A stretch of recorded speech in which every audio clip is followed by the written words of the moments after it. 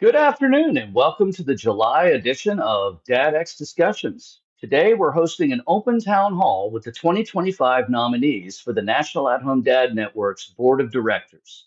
The format is really simple. Each candidate is going to be given 2 minutes to introduce themselves and then the town hall will begin.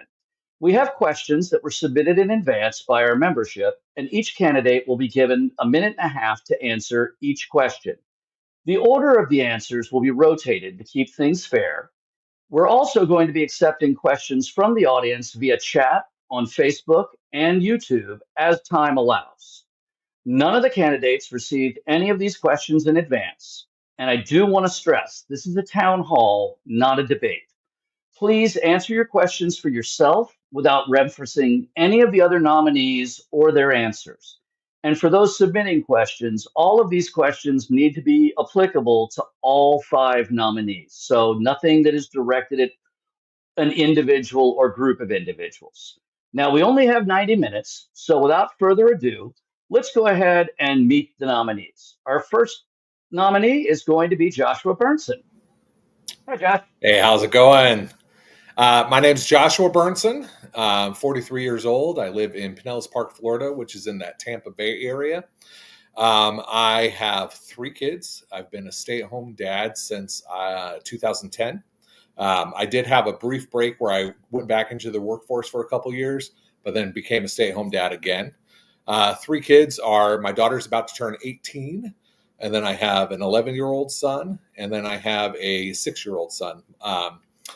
Our family dynamic, my youngest son works or is on the autism spectrum. My middle son has Tourette's, and my daughter is doing her thing. So life gets a little busy. But as far as the organization, I've been pretty active in the group since about 2021. And there you go. All right. Next up, we have Arvis Brakeen. Hey, Arvis. Hey, how you doing? Thank you for having me. Um, as said, my name is Orvis Brackeen. I am 41 years old.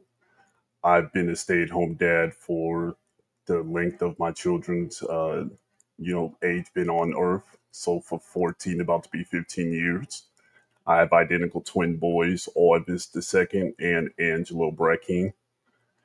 I've been very active in the organization, help running the Dad Lounge, and a lot of behind the scenes work, such as being on the San Antonio Home DadCon Planning Committee, as an example.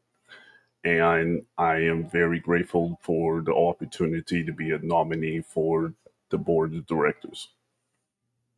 Well, thanks for joining us. Next up, we have Joshua Mosley. Hey, Josh. Hi, how's it going? My name's Joshua Mosley. As you can see, I have 2 kids. My son just turned 5 last week on this day, and I have a 3-year-old. I've been an at-home dad since 2020. I was kind of working part-time on the weekends, but then when my daughter was born in 2022, I became full-on stay-at-home dad, and I've been part of the network since then. I got really more involved on my first con at the Milwaukee Dad Con, and that's where I got to meet Matt and everyone, and that's where I was like, this is my place. And since then, I have been, I joined the Beer Share Committee. I'm on the board for that, and I was happy to help out and actually be a real member part of it last year. So now we're sending 19 of you guys here next year, and I feel proud of that work. I'm working on it right now some more, trying to get more donations so we can sell. Thanks, Matt, for your meat.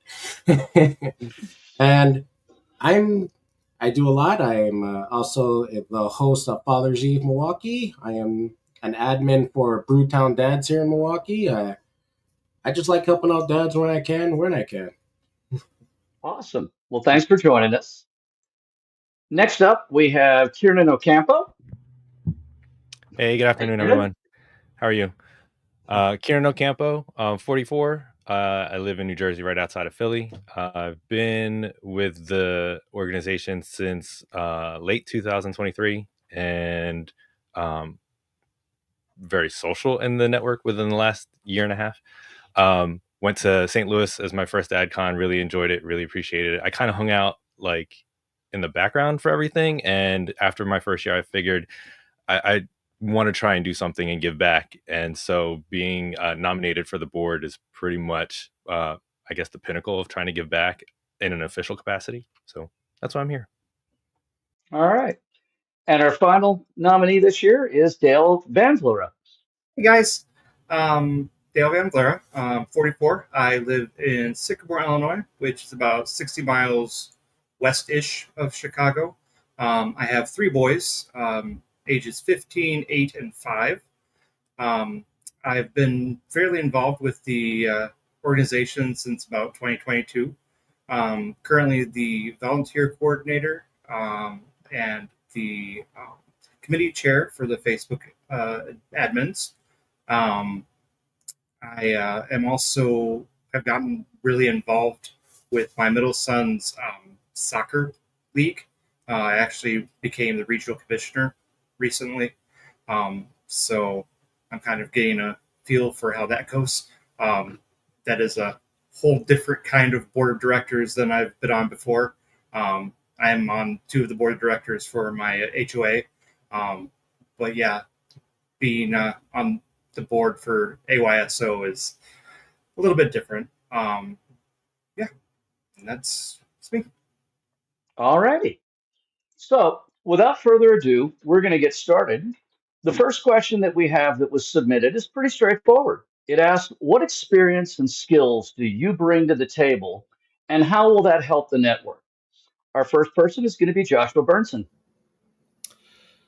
All right. So I already do a lot in the volunteer capacity. I didn't mention in my intro, but I'm the one that puts together the newsletter that goes out each month. And then I'm part of the social networking team. So any posts that you see on Facebook or whatnot, I have my hand on that in that pot. So different skills and stuff that I bring to the team. I'm pretty organized, relatively tech savvy, but I'm also a hard worker. I like to learn things quite a bit. In my work background, I used to be a workforce management coordinator for a couple of different call centers, as well as the operations manager for the Indianapolis Children's Choir. And then I also did a stint as a phlebotomist. I don't know if the phlebotomist aspect works well, or I don't know if somebody needs their blood drawn, I can probably do it. But other than that, I feel like I bring a lot. I'm a workhorse as far as that's concerned. All right. Well, thank you. And next up is going to be Arvis Burkeen. Same question, Arvis. Same question. Okay. Well, currently I'm active as the host for the home dad, stay at home dad. Sorry, the Dad Lounge, and I'm also active in the book club and the San Antonio Home DadCon Planning Committee. I bring a fresh perspective with various ideas, coupled with a very strong work ethic. I can assemble a team of individuals to execute a common goal despite any differences or clashing perspectives. I can skillfully articulate difficult situations, conversations, and information. I'm both a leader and a servant, which allows me to listen to all concerns, criticisms, and suggestions, then speak on the behalf of those within the organization while remembering that this is a thankless job. All right. Next up, we're going to have Kiernan Ocampo. Oh, wait, I'm sorry, that's incorrect. Joshua Mosley. Sorry, alphabetical order. No problem. All right, same question? Yes, absolutely. Okay. Well, so what I can bring to you is helpfulness and an open mind and open ear. I love to listen. It's what I've been doing pretty much my whole life. I did work as a first responder, and I did work in social work. So I can bring teamwork and value. That's all I've been doing is teamwork. Right now, be sure everything we do is teamwork. So I will be able to talk with one another, coordinate a plan. You do this, I'll do that, and then let's work together, see if that can come up to make a common goal. Right now, I can also bring a different side of the dad prospect because I'm also my wife's caretaker at times. So I represent a small portion of us that are caretakers as well as being an at-home dad. So, I can understand when you're stressed out, and I can listen to that, and I can find other ways for us to talk and be together and find a way where we all can be able to enjoy this network con together. Thanks. Now we have Kieran. Kieran. And again, I will put that question right back up there for you. So experience and skills that I bring to the table that I hope to help the network is in my previous life, I was in the IT field. So listening to people, understanding issues and problems, and processing them quickly is something that I kind of apply to everything that I do. Looking at things from a different perspective to try to get a better understanding of how things work.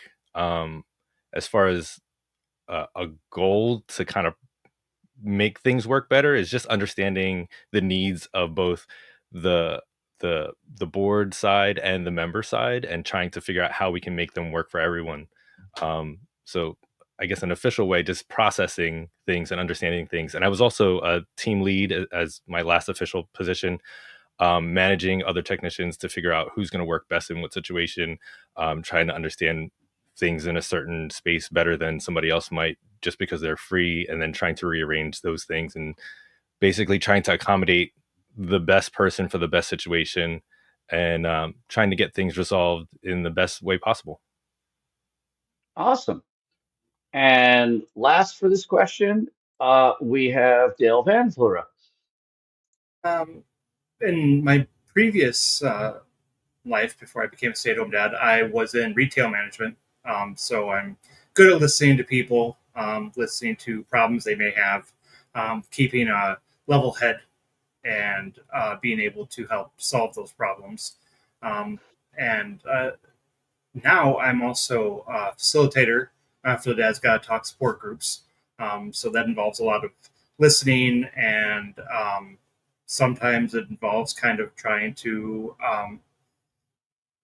get one person to kind of wrap up what they're talking about so someone else can talk. Um, and as I said before, I am on two boards with my HOA and then the American Youth Soccer Organization board as well. And that involves kind of telling people and kind of coming together as a group and trying to figure out who best fits what and where everyone can put their skills to the best use. So I think that experience also would be useful. All right. All right. So for our next question, the question is, what do you see that the board can strengthen or improve? And we'll start off this time with Arvis Burkeen.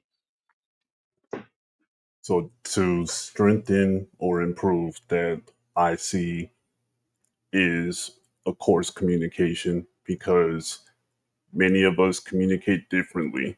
And with that, we need, as far as good listening skills, things like a town hall meeting where we can be able to bring unity among the organization. And I would say continue the plan that we have in line that we're already executing. So to have a different plan wouldn't really make any sense. To continue to push and execute the goal that we have, and then be able to move on to our next goal on the plate, would be things that I see that we can improve on. All right. Thank you. All right. So the same question now is going to go to Josh Mosley. Okay, well, I'm going to say communication. We always need to talk to one another, and we need to talk to the members. And to go along with that, I would also say we need to improve on being more with the members. That means showing up more in the dad lounge, being more active in the role, the gaming community, the book club. I'm saying, be out there, come up with more ideas. We need to show that yes, we are on the board, but we are again just like you all. We're right there with you. We're struggling in there with you, and it's nice to have that camaraderie together. That's what I say. Absolutely. All right. Next up will be Kieran Ocampo. Something that I think the board can strengthen or improve on is visibility. We do a lot of things as far as reaching out to our current groups, our closed groups, which is like the Facebook group or the Discord group. But I also feel like there's a limit, I guess you could say, as far as how far those messages goes. It's sometimes I feel like it's just preaching to the choir versus preaching to the public. And then getting a better understanding of how we can grow the groups that we currently have and making them more visible as one as opposed to two different groups, because I kind of feel like that's what's there now. Okay. And next up, we are going to have Dale with the same question. I think that visibility and communication could both be improved. I think it's important that people know who the board members are, and a little bit about them. What I really enjoyed was a few years ago when the podcast had all of the board members on and had like one-on-one chats with them, and you kind of got a feeling for who they were. I think it was useful, and it's also would be nice to know, on the board, like who's in charge of what, and what they are doing outside of their official board duties. Like, are they running the Facebook admins? Are they, run the book club and things like that? I think it's just kind of important to see that the board is just like every other member. They're not up on a pedestal. They're not unapproachable. They are there, and they're the same as everyone else, just absent they won an election. So, all right. And last for this question, we have Joshua Burnson. All right. So, I think the board does a lot of things really well, but it's hard from being outside of the board and not being in on those board meetings or anything like that to really know what those inner workings are and how things are going. I believe that we are very transparent. I know that you, Matt, post the notes and allow them to be accessible, but maybe breaking up those, some of the things that are covered in those meetings into smaller chunks that are, I don't know, like one topic or two topic, and distributing them depending upon what the topic is, obviously. I also think that it would be kind of cool if we went more out into the public, made our organization known a bit more. Again, I'm not in those board meetings, so I don't know if attempts are already being made for that. But from an outsider, that's something that I think would be cool, is to like get our name out there a little bit more. And then, much like everybody was saying, like just being relatable, letting people know that, hey, I am part of the board, or you are part of the board, and just so that way they know that, hey, if they've got a suggestion or an issue or something like that, they know who to go to specifically, because a lot of times you don't want to just like broadcast whatever your grievance is in a big social setting. You may want more of a one-on-one. All right. So our next question is one that I find incredibly interesting, because the real question is, what will you do as a board member that you haven't been able to accomplish as an active member of our organization? And this time we're going to start off with Josh.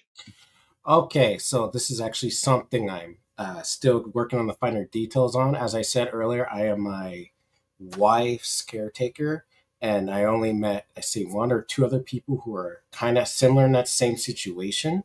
So I was thinking of something called Steady Shoulders. It's for those who are the caretakers or those who are like have a chronic illness, and we can have a support group where you aren't just like feeling left out, because there are things for dads, but there's more for that. And I was also thinking of having like an open door policy with like, today is an open door with the board. What do you want to talk about? What can we figure out together? Or what problems do you think we have? And we should talk about that. And if you have any solutions, we are more than happy to hear them out. That way we know not everyone's going to be happy, but we can continue improving ourselves. All right. And next one on that one is going to be Kieran again. What would I be able to do as a board member that I haven't been able to do as a member? Well, I haven't been a member for that long, so I honestly don't know what I don't know about the board member would do versus what a current member does or can do. I just know that being active is really important. Being around other stay-at-home dads is very helpful for myself personally and other stay-at-home dads, just to know that there's that camaraderie. But then in a board capacity, I guess I would have to say just being available. I know that board members are currently available only because I've asked. And, I've been told many a times, like, oh, hey, if you have any questions, you can reach out to me. Or if you need anything, you can reach out to me. Just making that publicly known, I guess, versus a one-on-one or only when somebody's asking, I guess is a a big thing to do or big plus. Okay. And next up on that one is going to be Dale. I think that what I would want to accomplish that I can't necessarily accomplish as a member is having more knowledge, I guess, and being able to share that knowledge within reason. Being able to have more answers to questions that people might ask, and being able to, have the ability to ask those questions properly, and yeah, like just being able to help more than I can now. Yeah. All right. And Joshua Burnson. Yeah. So if I was a board member versus my current role, honestly, I think it would be just a step up in being able to do what I do now, just a little bit better. So I'd have a little bit more foreknowledge or foresight into, where we're going as far as an organization, as far as social media, as far as the newsletter. This is an issue of mine, is that I am one that I don't want to overstep my role or my bounds, right? So I am willing to do whatever the board decides, but I don't really feel like I am in any place to make a more of an executive decision. I think being on the board, though, I'd be able and a little freer to bring my ideas to the bigger group, be it social media or the newsletter or something along those lines. So honestly, I think I would take what I'm doing and just take it up a level. All right. And our final candidate to answer this one will be Arvis. So things that I can do on the board that I can't currently do now. Well, a lot of the answers that were spoken are very keen, and listening is one.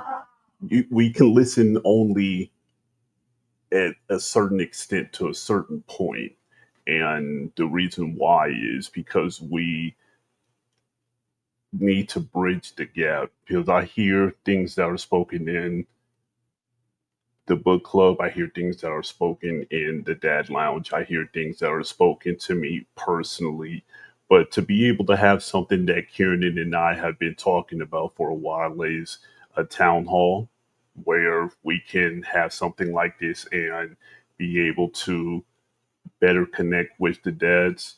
Another thing that we can do is continue to be completely transparent, where the members and non-active members can be able to feel comfortable to feel together, to be able to just strengthen the network, because I've only been a part of the network for only 4 years, but I know that what I benefited from was mentorship, something we can do, because when we have our brothers who their children are no longer in the house, for working, going to college, we can All bring right, them back. I'm gonna have to stop you because we've Yes, used up yes, our time period there. Nothing yeah, personal. We got to keep no this worries. moving along because we do only have 90 minutes. But I Mhm. appreciate the depth of answer. So our next question is pretty pretty loaded. Every board has disagreements. Most of these are settled through a vote, and the fact is sometimes you're going to be in the minority of that vote. So the question is, how are you going to respond in order to keep things productive and respectful when you find yourself on the back end or the losing side of that vote? And this time we're starting with Kieran. Well, I think it really comes down to the end goal. You know, is the bigger picture to get progress to move things forward, or is it what's important to that person or to you?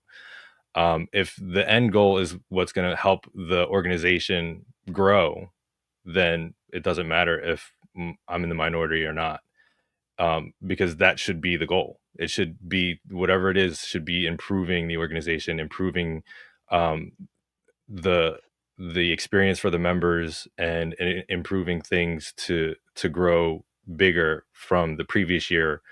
If it's if it's something that's pretty divisive, then it might need to be discussed, to be discussed further, to be adapted so that it could work for everyone else. Um, and maybe other ideas need to be explored just to bolster the one vote that didn't work in another capacity moving forward. And I feel like it could probably be an idea that would project another previous idea that is already moving forward. All right. And now the same question is going to go to Dale. I think it's important to put your ego aside sometimes and just, accept that the vote didn't go your way. Um, and sometimes you just need to find ways to try to get your ideas into whatever was decided by the majority. Even if it's not completely your idea, you didn't get everything you wanted, try to find ways that you can suit it to you. Um, and, sometimes it's not worth the fight. Sometimes it's not worth, it is the end goal. It is, whatever is decided. We're trying to make it better for the organization, and no one's on this board trying to take the board down and take the organization down. It's all the same goal. Um, so you just have to accept it and move on, and try not to be angry about it, and just let it go. There's other battles that can be fought, and there are other times to try to get what you want. All right. And now the same question is going to go into Joshua Burnson. So the great thing about a board is that there's no one person that's steering this whole ship, right? We're all, everything's to a vote. We all have our input in, and sometimes we're going to make a decision as a group that is not the best decision. It may be an idea that tanks. It may be something that just crash and burns. But the important thing is that we all are part of that, right? We are all part of that. So it's one of those things where I have no problem if I'm in the minority, because we're trying to do what's best for the organization. One thing I do think is important, though, is that if you are in the minority, is not to find yourself in the dad lounge or something like that. Go, well, I didn't vote for that. Making sure that you represent the organization as a whole, take feedback from the group, bring it back. And if an idea didn't work at this board meeting that we tried during this month, let's fine tune it. Let's trash it and go a different way. I don't let my ego get the best of me. It's all about what's best for the organization. All right. And next up will be Arvis. Same question, sir. Okay. Honestly, being in the minority isn't necessarily a bad thing because you can figure out why your idea didn't work or why everyone voted for or against. And you look to better improve whatever option that was voted for. You look better for options to see that go through, and then you may be wanting to revisit the as far as the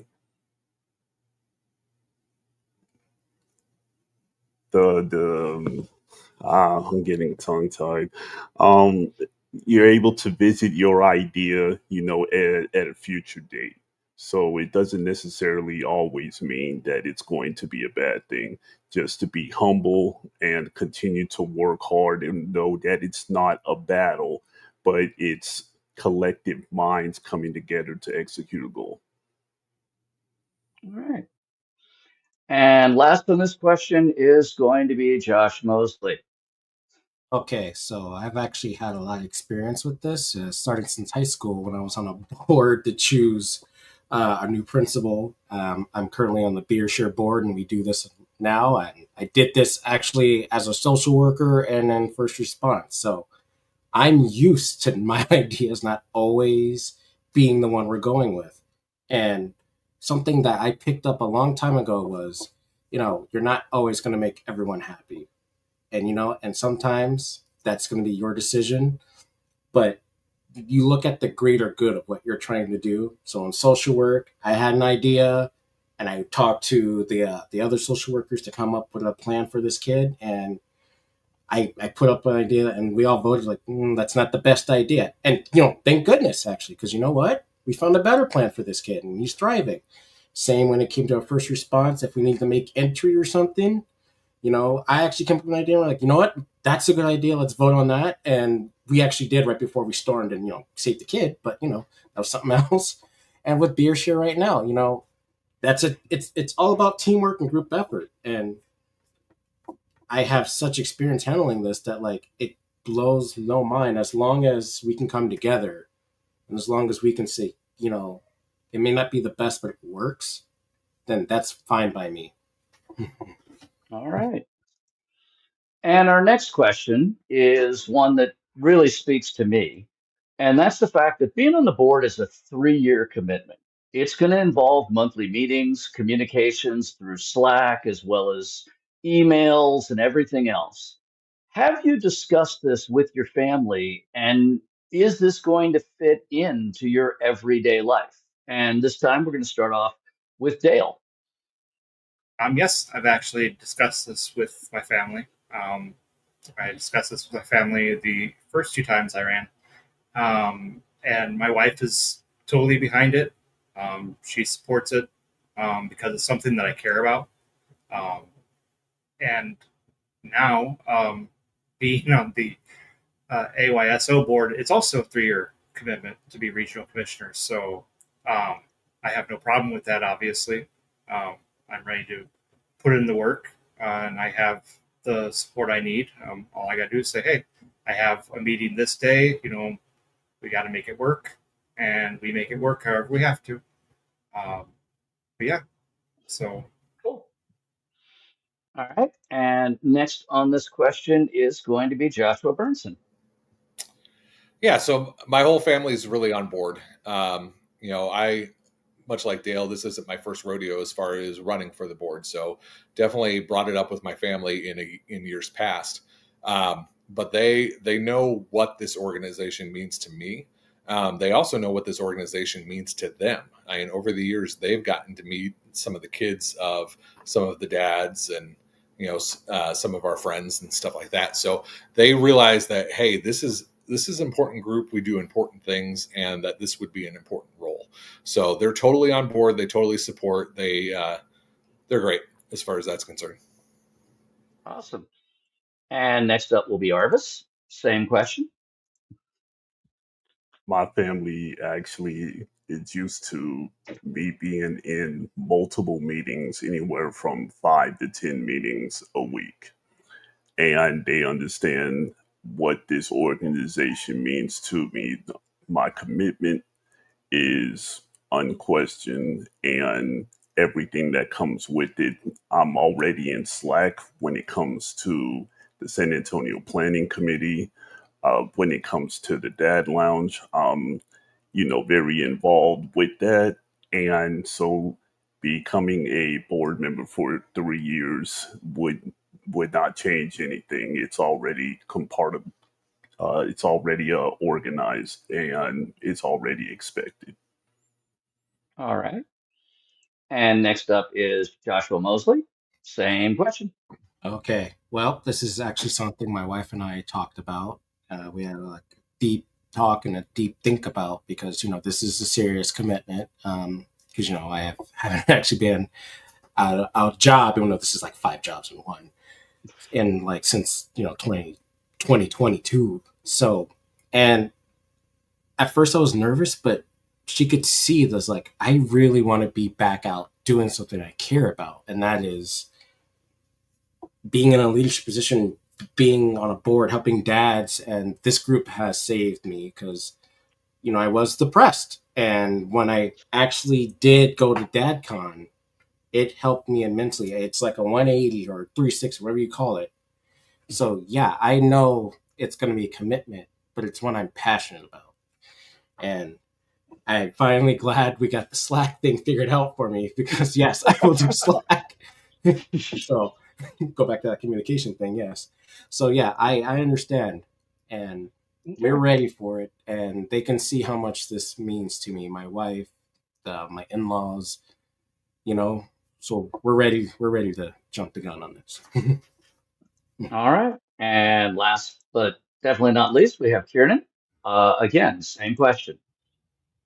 Yeah, 3-year commitment. In writing and when you first hear it, it sounds like a lot, but at the same time, it's going to be just like raising your kids. The days are going to be long, but the years are going to go by quick.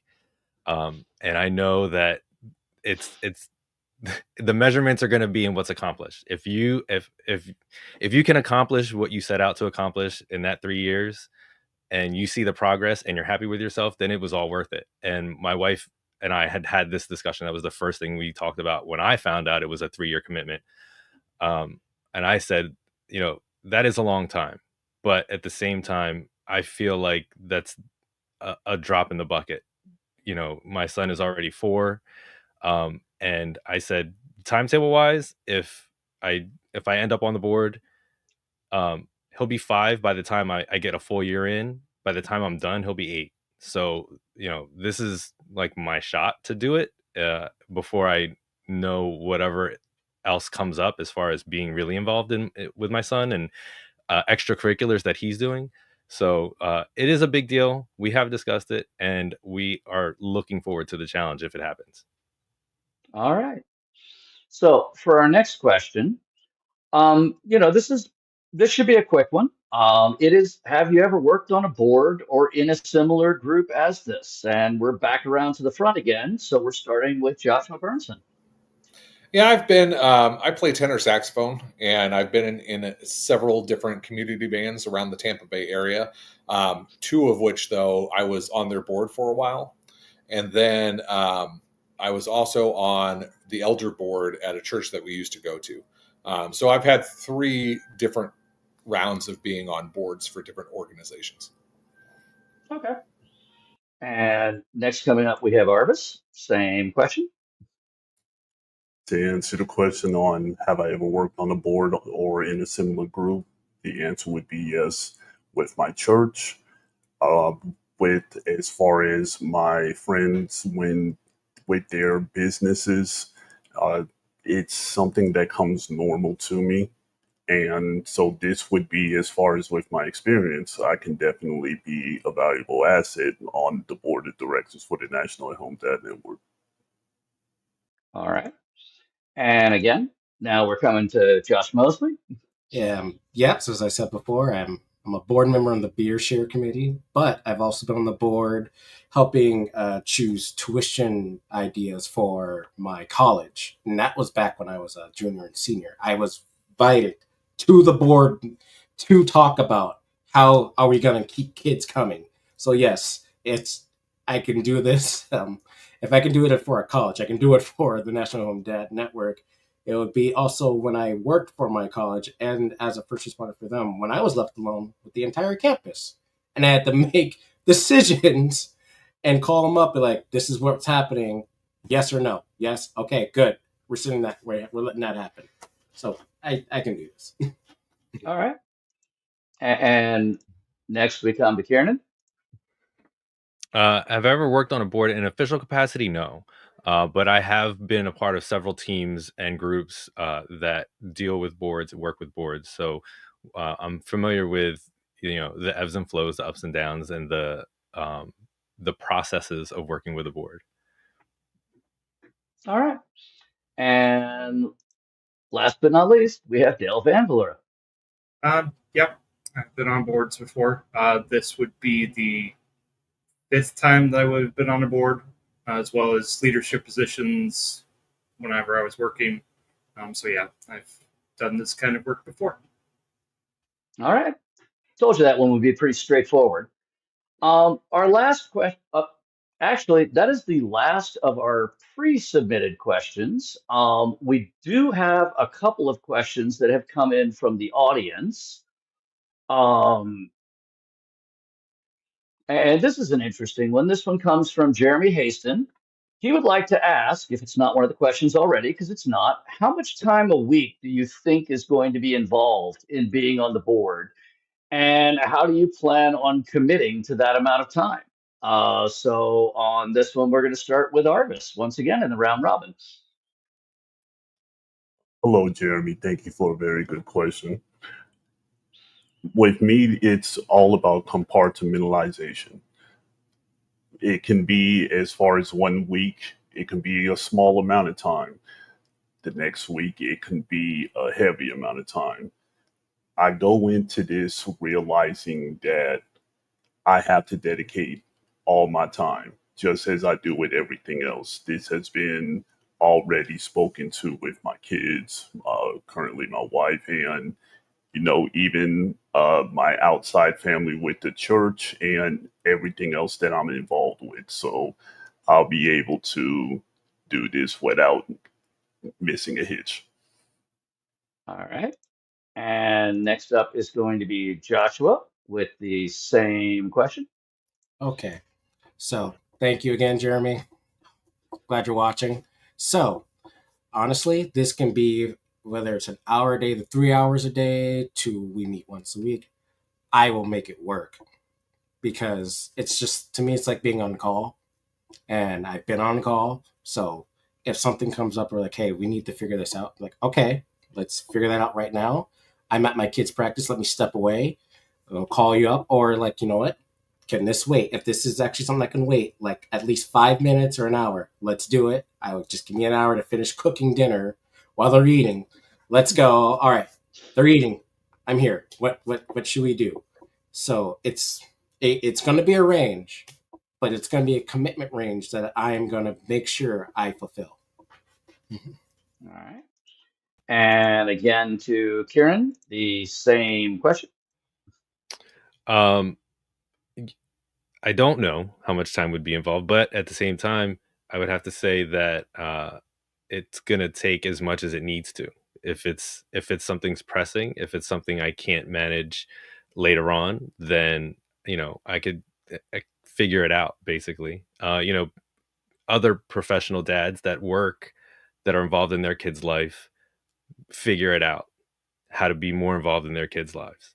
So as a stay-at-home dad, I would be able to figure it out and make it work to be just as involved with my son as I am now, and manage to take care of things that and responsibilities that I would have as a board member. All right. And I believe that's everybody. Dale, you got a chance to answer that, correct? No. Okay. Thank you. That's why I'm double checking. All right, Dale. So again, same question. It's going to vary. There's going to be times a year where it's going to be many more hours than other times a year. Sure. Some weeks where it's going to be many more times than other weeks. I try to do as much as I can on my phone, so I always have my phone with me. I have all the emails I need on my phone. I have constant notifications that pop up, so I know if I could do it from my phone, if I have to go to my computer. But whatever I have to do, I'll do it. I mean, I'll make time. Like others have said, if it could be done right away, if I can do it from my phone, I can do it while I'm sitting there with my kids. If it's something I need to go to my computer for, and it's not pressing, then I'll make time for it later. Put a reminder in my phone so I don't forget. Do what I got to do. All right. So our next submitted question that we have that came in, and this is one that I think is a really hard one for a lot of people, and that's the simple fact that we've got 5 people running for 3 positions. Brock Lush wants to know, how will not being on the board affect your ideas that you have for this organization? And on this one, we're going to go back and start with Arvis. Well, Brock, thank you for viewing and thank you for a great question. So to answer your question on how it'll affect my ideas being on in the organization, I have lost 2 times in the past, and I still continue to voice my ideas and also to become, as far as someone who's available to do practically anything, which makes me a chameleon. For those who don't know, when it comes into the Dad Lounge, I listen to everyone and I'm there for everyone, even outside the Dad Lounge. And there are times where I'm there for our dads, or I like to call my brothers, for even up to 12 hours just one night. And so it wouldn't affect me at all. Okay. And next up, we have Josh Mosley. Again, same question. Okay, so not a thing. Because honestly, I will still do anything I can for all of you. I mean, so if my idea is on an official group, then I can just make a Facebook group out of it or a separate chat. It'll be A-OK, and I will still be a part of this organization, whether I'm on the board or not, because you guys are my rock. Appreciate that. And next we have Kieran with, again, same question. Yeah, it wouldn't affect me in any negative way, I guess you could say. But I've already reached out to a few people that are on the board with ideas, and I have recommended things or suggested things, or even just asked questions about ideas to see if it's something that could be done, or something that is something that aligns with what the board and the organization would like to do or is trying to do. So I don't think it would change how I currently do things, being on the board or not being on the board. All right. And next up, we have Dale. It wouldn't change anything. I've lost twice before, and I'm still here and still doing stuff for the organization. I talk with board members here and there, and try to pass on what ideas I have, or I just work it into what I already do and just go from there. I mean, it doesn't affect anything. I mean, I love this organization, and this organization saved me. It's made me sane. It's kept me sane. So yeah, nothing would change. All right. And finally, we have Joshua Burnson with the same question. So the organization is more important than the individual. And we value each and every one of our members, but my role and my commitment doesn't change based on whether I'm a board member or not. I just want to give back to this group as much as possible. Again, mentioned that I had run in the past as well, and obviously was not elected, but that never changed anything. Last year I still came in and ran sound and continued. It is what it is, right? So no, it wouldn't change anything. All right. So our next question is going to be coming from our comments as well. And this is a rather direct one from Danny Mercer. Pardon me while I find it. Where did it go? There it is. Danny was asking, are you familiar with Google Drive, Slack, or Asana? These are all systems that we use as a board. And we'll start off with Josh on this one. Yes, I am familiar with Google Drive and Slack. I will be honest, never heard of Asana, but I am still willing to learn. I'm at that age now where new technology-wise, I'm going to ask for help. But once I learn it, I got it. So I will definitely get used to Asana. But yes, Google Drive, Slack, I just learned it like literally yesterday, Slack. Thanks again for the help, guys. So no problem. No problem. All right. And to Kieran, we have the same question. Yes, I'm familiar with Google Drive and Slack. I use that on a regular. I use them both on regular. Asana, I also haven't used. But if it's anything like the other ones, it's a messaging board or a file sharing platform or a collaborating platform. It's not going to take me much to figure it out. All right. And we move to Dale. I'm familiar with all three. I've worked in all three. I work in Google Docs every day, and Slack, I'm pretty much in that every day too. And Asana, I'm new to it, but I've been playing around with it a little bit and trying to learn the ins and outs and trying to see what it does. And so, yeah, I'm familiar with all three, and I've worked extensively with Google Docs and Slack. So. All right. And next up, we have Joshua Burnson. I'm glad that Dale was before me because I was beginning to think that Danny made up that last one because nobody had heard of Asana, and I'm in the same group. Google Drive, Slack, use them all the time. Asana, never even heard of it. So, but willing to learn. All right. And next up will be Arvis. Hello, Danny, and thank you very much for the good question. I am familiar with Google Drive, Slack, and Asana. Though I haven't used Asana, I know that it's a platform that helps manage and prioritize, your different projects for teams. So I'm someone who is very tech savvy, and I catch on very quick to just about anything. All right. And if I'm not mistaken, that should be everybody because we opened with Josh. So we'll go back to the comments section.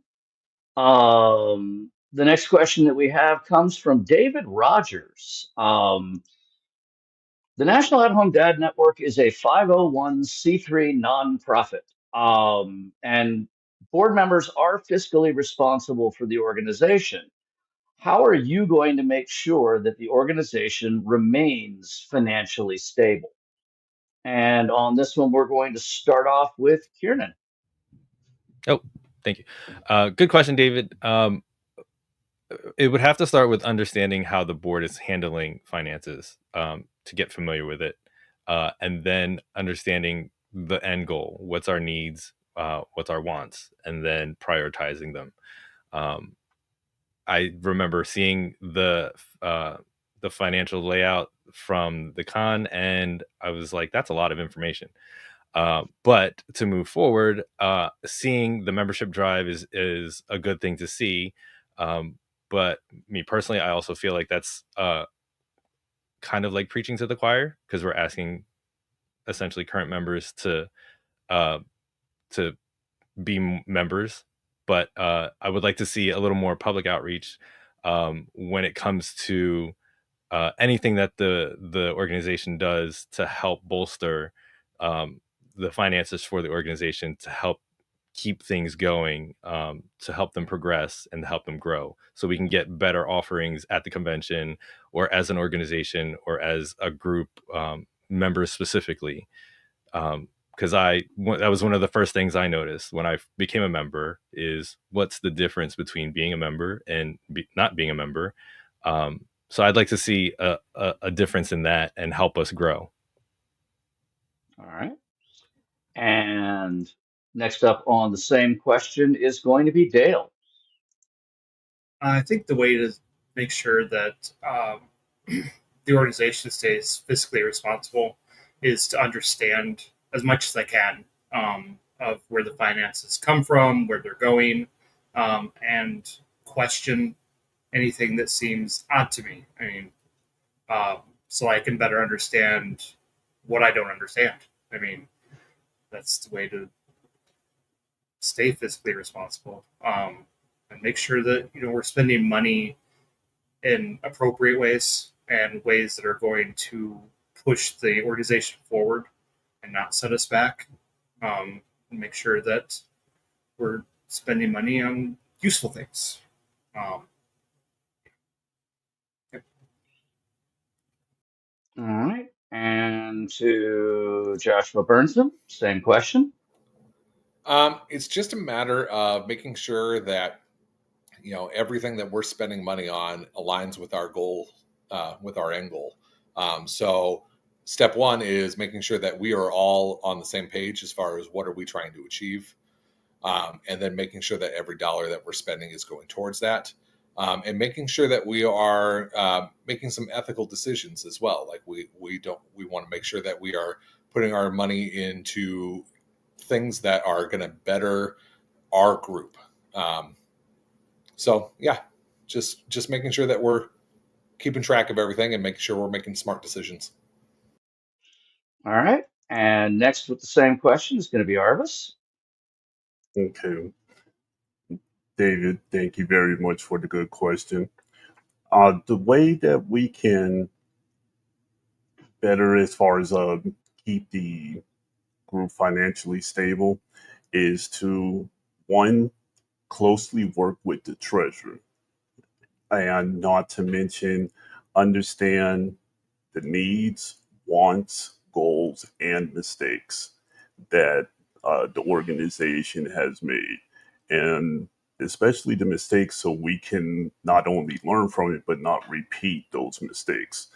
And just to continue to stay focused on how our goals need to stay focused upon our organization, but also how it can benefit dads, which should be one of our main goals. Absolutely. And finally, we come to Josh Mosley. Again, same question. Okay, so honestly, I'm gonna look at the paperwork, at the financial report, see how we're spending, what we're spending it on, and what it needs to be done. And as been said before, is this really our priority, or is this just a really nice big need and ask? It's pretty much kind of like budgeting. Like most of us are in charge of the budget of our homes. If not, that's okay. No judgment there. I'm just saying. So, and also another way we can also keep financial afloat is, we can come up with even better ideas on how to fundraise that can go towards keeping us financially stable. And that could be also a way to get the word out there, which can get more people to do, the paid memberships. It doesn't have to just be working class. It can be anyone. And honestly, that's going to be a great way to keep us afloat, is by being real with what we are doing with our money, and if we can continue fundraising in a way that can get more members who are willing to pay and who are also willing to help out as well. All right. Well, I appreciate that one. Let me check our comments here. Currently, I think that's all the questions we have. Danny typed one in there that's kind of a joke, I think. But I do have a couple of others that I wanted to throw out there. Um, One of them is, my personal favorite, and that's that, after being involved with this group since 2016, I've seen us doing a lot of things. My question is, what aspect of our work excites you the most? And we'll start with Dale. I think it's the when you're on the board, people automatically think that you know what you're talking about and what you're doing, and they want to talk to you, and um, they want you to listen to them. And I think that excites me is I like listening to people. I like helping people to, you know, solve problems, um, and just generally listening. Um, and I think also it's the seeing the advancements that the organization makes and being a part of that, being a part of making things better, making things better for the membership, and being able to go, hey, I was a part of that. I was part of making that happen and taking some pride in that. All right. And the same question is going to go to Joshua now. So, being a cog in the wheel of the organization, and just, like Dale said, being a part of it is important. My favorite thing ever is watching the new dads day one of the convention and then when they're leaving convention. And I can attest to this myself when I got back after my first convention, my family and friends thought that I had changed, like they could see a change. And to be a part of that and to see that in other dads, like, hey, I finally found that community, and whatever I can do to be a part of that, whether it's some small part that is, I put the post out there talking about Home Dad Con, get your tickets. One single post. If I'm part of that experience for any other dad, I think that's the best thing in the world. That is awesome. Arvis, again, the So, same question. okay. And with that question, my answer would be social networking, the ability to see the social climate of the entire group, where you have those who are new in the organization, those who have been around in the organization for 10 years, and seeing them be able to network as well as listen to them and be able to execute the ideas that they have, use the strengths and different abilities that members have that can help push forward the the organization in general.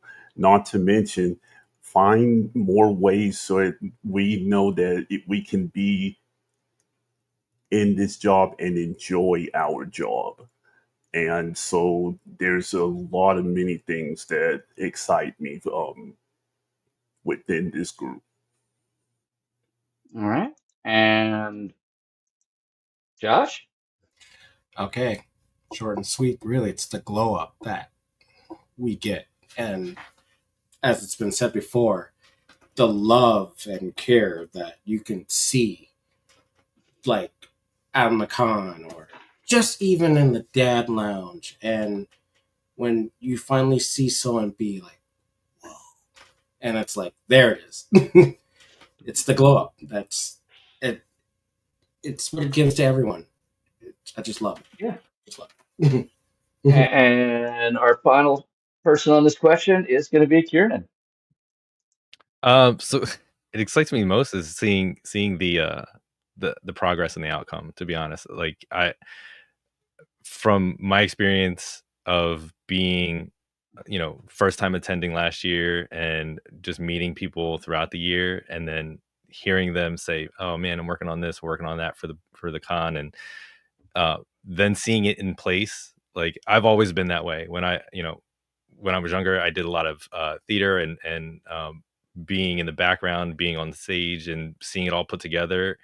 Um, it's the end progress. As long as it's what you want, you get the outcome you want, or sometimes you get the outcome bigger than you expected. And I think that's what excites me the most. Good to hear. All right. And let me check the comments really quick because suddenly we have a whole lot in here. Um,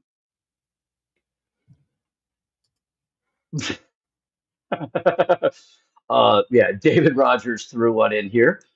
A second one saying that diversity, equity, and inclusion have been important to the board in the past. Do you have any experience with this work, and do you have any ideas to improve the diversity of the organization? For those who aren't familiar, the National At Home Dad Network has a very strong inclusion statement and policy. We believe that all dads are welcome, regardless of what your family and life looks like. If you're a dad, and you're welcome with us. And we'll be starting, I believe, with Joshua again on this one. Joshua Burnson, correct? No, I no, don't know if that's I'm not right. It should be Kieran. No. Dang it. Yeah, I've lost track now. I am so sorry. Yeah, let's just go ahead with Joshua. I'm sorry. sounds good. Sounds good. Alphabetical order Uh, is tough, man. It I starts know, rotating, right? and I lost track. It's not your fault. All right. So, full transparency. Like prior to this organization, I didn't even know what DEI was. Uh, over the years, this group has really opened my eyes to the world. I had prior to this organization a super conservative background, and to come out of my cocoon per se, and to see that hey, there are so many different other dads out there. There's so many different ways of looking at everything, and my way is not necessarily the right way. So DEI has become extremely important to me, and continues to grow and become more and more important to me as I am maturing as a father and as a human being. All right. And Arvis, same question. Well, David, to answer your question, and a good one at that, yes, I do have experience in this area. The reason why I'm an African American male who is a dad who gets several offers from playing pro basketball as recent as 2 days ago when I was at the mall with my son. But also at the same time, I accept everyone for who they are. I don't care where you came from. I don't care what your choice is. We're supposed to love you, include you, don't make you feel left out, and make you feel equal, not less, but bringing up everyone at the same time and being there as a team for each other. And so this is an area that I have strong, deep experience in. All right. And Josh. Okay. This is something I definitely have experience in. You know, I'm used to being the only minority, and it's something I grew up with actually. Watching my sister, she went to a high school where there wasn't much diversity, and I saw how she was able to bring diversity to her school by being out there more. And I have experience doing that as well. I was one of the only few at my high school. And then I got out and started talking to, the community more. And now there's an influx of more diversity at my current high school. Um, it's something I lived with. It's been ingrained with me actually to see all those as equal through my late grandfather when he was a pastor. He talked about that all the time. He was like, "We are people. That's all we are. Doesn't matter what color, what religion you are." So, and I think that's a value that's been installed in me. So the work I can do is continually being out there and just proving them wrong and showing them like, yeah, I'm a black guy, but I'm a great dad by being a stay-at-home dad. And I can help you be a great dad if you want to come along too. I mean, I care less who you are and where you're from, as long as you're willing to be a person, be a person. All right. And we have Kiernan with the same question. Yes, diversity, equity, and inclusion is just as important as my previous two friends have said. That it's something I grew up with. You know, uh, I kind of nervously laugh because I am the minority right now. So understanding um, the ultimately we are all the same when it comes to what we want out of life, where we want to go in life, and what we hope to have for our children um, when we leave this earth. So if that means figuring things out that apply to all, then that's just what needs to happen. Understanding where people are currently, where they've come from, and how to lift us all up to uh, a better place. Um, it shouldn't even need to be discussed. That should just be what needs to be done. That should be everyone's goal. All right. And finally, we have Dale with the same question. I do have experience with DEI. I've done trainings on it for various reasons and various organizations. And being an admin on the Facebook team, I do get to see it firsthand. And the way to improve it is just to keep um, keep the people out who don't respect that we're an organization that does respect diversity, equity, and inclusion, um, because we don't need to tolerate people who aren't willing to tolerate everybody. Um, and I think that's the best way is just to make us a place that's safe for everyone, where they don't have to worry about if they say something being called some racial slur or somebody, bashing them for their choices in life, or the skin color they were born with, or whatever it may be. I think that's the important thing is we just need to keep working to make us a safe place for everybody. All right. And there was a question put up here that I thought was a joke, but I think we can actually ask it in a little bit more serious way. Danny pointed out, who wants to be secretary? I've been the secretary for the org for the last 4 years. We do have four executive positions on the board, and they're voted for every year. Just because somebody was in that position last year doesn't mean that they're going to continue in that position. This year, both myself as secretary and Keith Nagel as president are both finishing out our second term and are obviously not running for reelection. So the question becomes, where do you see yourselves fitting as far as those executive committee roles and the extra work that they entail? And we're going to start with Arvis. Well, Danny, thank you very much for the question. I don't mind being secretary. I actually have experience in that area because my mom, rest in peace, she actually was showing me how to be a secretary within the Home Alone ministry, which is something that I participate strongly in. But also, I have talked to Keith Nagel, and I told him that I'm just willing to work and do what's necessary. So I do have management experience in every single job that I have attained. I've worked my way up from the bottom to the top.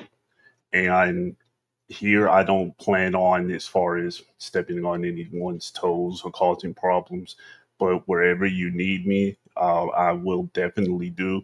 And if I need extra training, if I need as far as kind of like to the shadow to in order to be transitioned into that, I will be glad to do so. All right. And next up is going to be Josh on that question. Honestly, you can put me wherever you need me to be. I will get the job done. It may not be the way you like it, but it will be get done. So, secretary, I'm not the best typer, but I do know how to record and I do know how to type from there. And I can, if you tell me there's a board member to be the custodian, I'll do it. You know, I'm open to any position and I will learn where I need to learn.